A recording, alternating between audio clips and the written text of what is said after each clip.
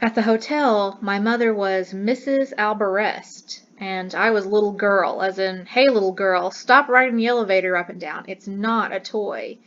When we moved to our new apartment building, the super called my father Mr. Albarrasi, and the neighbors who became my mother's friends pronounced her name Julia instead of Julia.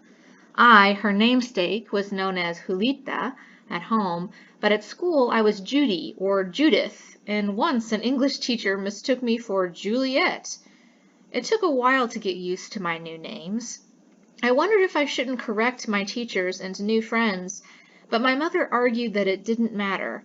You know what your friend Shakespeare said, "A rose by any other name would smell as sweet." My family had gotten into the habit of calling any literary figure my friend because I had begun to write poems and stories in English class. By the time I was in high school, I was a popular kid and it showed in my name.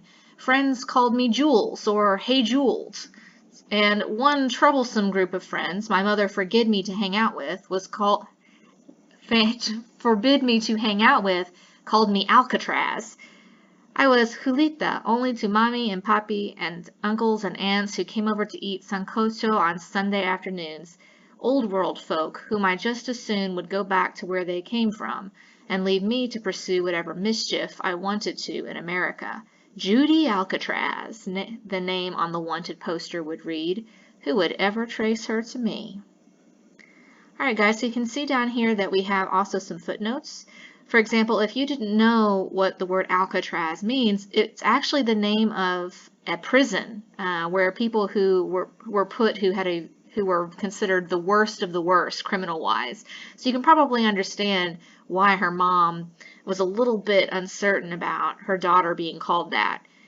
Now, something that I do want to take special note of is Shakespeare's quote here. It says, "A rose by any other name would smell as sweet." And I wonder if you all know what that means. And I want you to think about this. It's talking about, does the name of things change the actual thing? Does it change the identity of something just because we call it something different? So, for example, if we called a rose a patooey, would anything really essential change about the rose? Think about this. Would the petals still be soft and satiny? Yes. Would the color still be rich and lovely? Yes. Would it still have a beautifully intricate design? Yes. So, from Shakespeare's view, the name of something is really one of its least important parts, which is the point that Judy's mom seems to be trying to make. That being said, you may or may not agree with Shakespeare and Judy's mom. How important are names?